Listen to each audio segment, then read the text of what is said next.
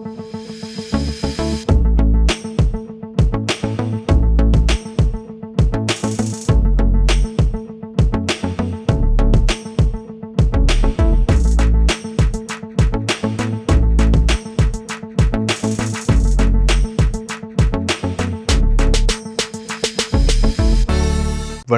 இலங்கை செய்திகளுடன் நான் நிரோஷன். விரிவான செய்திகளுக்கு முன் தலைப்புச் செய்திகள்.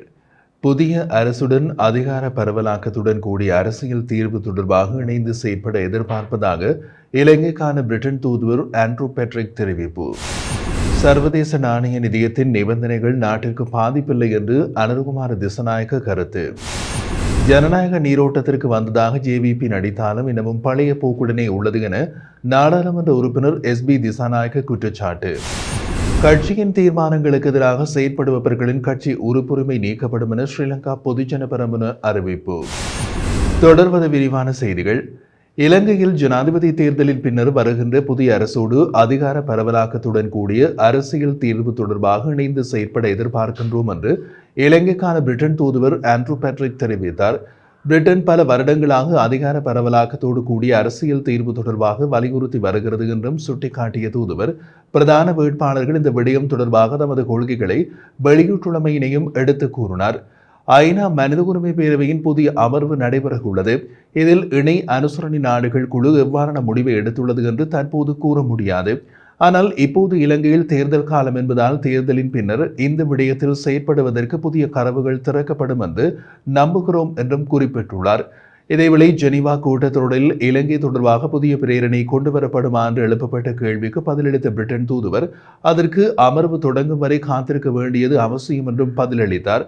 இது இவ்வாறு இருக்க, அரசியல் தீர்வு தொடர்பில் வடக்கு கிழக்கு மக்கள் மற்றும் தலைவர்கள் எவ்வாறான விடயங்களை உங்களிடம் தெரிவித்தார்கள் என்று எழுப்பப்பட்ட கேள்விக்கு பதிலளித்த பிரிட்டன் தூதுவர், இந்த விடயம் தொடர்பாக நான் மிகவும் கவனமாக பேச வேண்டியிருக்கிறது. ஜனாதிபதி தேர்தலின் பின்னர் வருகின்ற புதிய அரசோடு அதிகார பரவலாக்கத்துடன் கூடிய அரசியல் தீர்வு தொடர்பாக இணைந்து செயற்பட எதிர்பார்க்கின்றோம். பிரிட்டன் பல வருடங்களாக அதிகார பரவலாக்கத்துடன் கூடிய அரசியல் தீர்வு தொடர்பாக வலியுறுத்தி வருகிறது.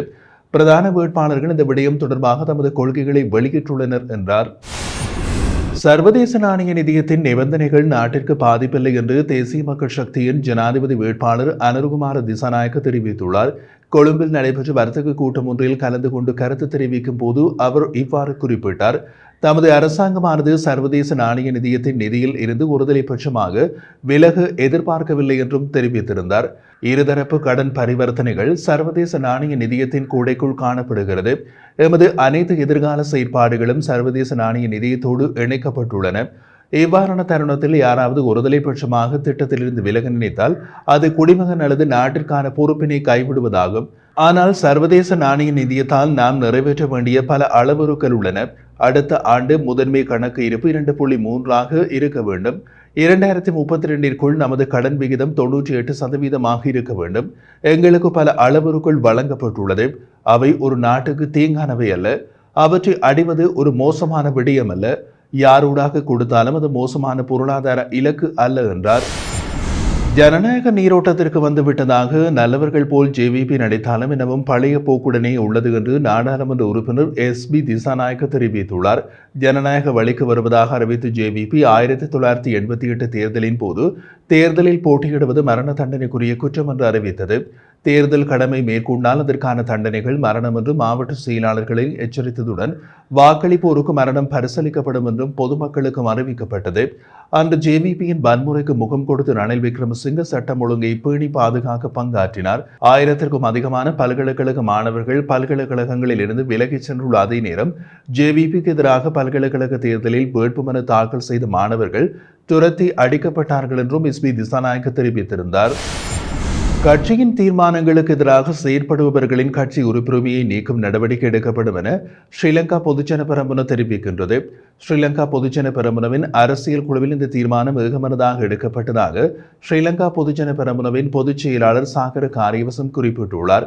மேலும் ஸ்ரீலங்கா பொதுஜன பெரமுன 2024 ஆண்டு ஜனாதிபதி தேர்தலில் கட்சியின் வேட்பாளரை நிறுத்துவதற்கான யோசனைகளை கட்சி ஏற்றுக்கொண்டுள்ள பின்னணியில் அதற்கு எதிராக கட்சிக்கு தெரியாமல் அல்லது நேரடியாக செயற்பட்டால் கட்சியில் அந்த உறுப்பினர் எந்த பதவியை வகித்தாலும் அந்த உறுப்பினர் மீது ஒழுக்காற்று நடவடிக்கை எடுக்கப்படும் என்றும் நபரின் கட்சி உறுப்புரிமை இடைநிறுத்தப்படும் என்றும் அவர் மேலும் தெரிவித்திருந்தார்.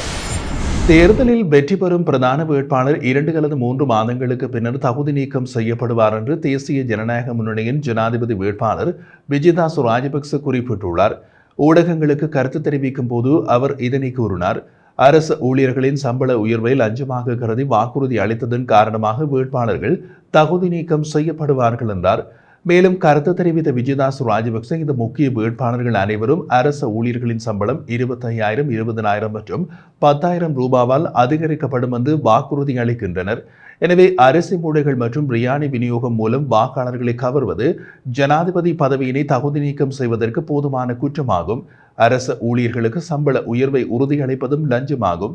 எனவே எந்த பிரதான வேட்பாளர் வெற்றி பெற்றாலும் தேர்தல் மீறல் மனுக்களால் தகுதி நீக்கம் செய்யப்படுவார்.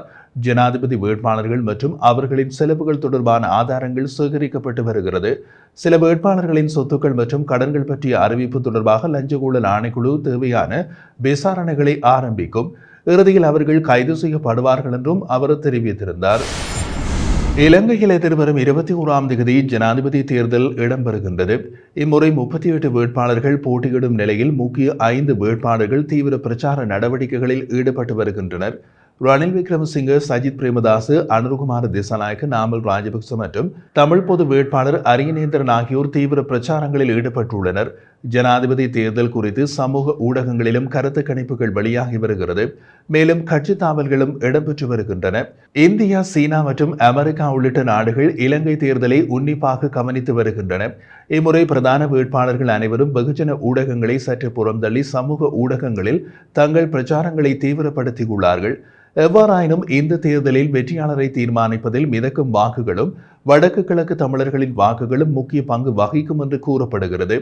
ஏனெனில் தென்னிலங்கையை பொறுத்தவரையில் சிங்கள வாக்குகள் பிரதான 4 வேட்பாளர்களுக்கும் பிரிந்து செல்லும் நிலையில் மிதக்கும் வாக்குகளும் வடக்கு கிழக்கு தமிழர்களின் வாக்குகளே வெற்றியாளரை தீர்மானிக்கும் என்றும் அரசியல் ஆய்வாளர்கள் தெரிவித்துள்ளனர். இதன் காரணமாக வடக்கு கிழக்கு தமிழ் மக்களின் வாக்குகளை பெற்றுக்கொள்வதில் தென்னிலங்கையை சேர்ந்த பிரதான 4 வேட்பாளர்களும் வடக்கிலும் கிழக்கிலும் தீவிரமான பிரச்சார நடவடிக்கையில் ஈடுபட்டுள்ளார்கள். இதன்போது வேட்பாளர்களுக்கு பெரும் சவாலாக இருப்பது மொழி பிரச்சினை. தமது கொள்கைகள், நோக்கங்கள் மற்றும் எதிர்கால திட்டங்களை தமிழ் மக்கள் மத்தியில் கொண்டு செல்வதில் பெரும் சவாலை எதிர்கொண்டுள்ளார்கள்.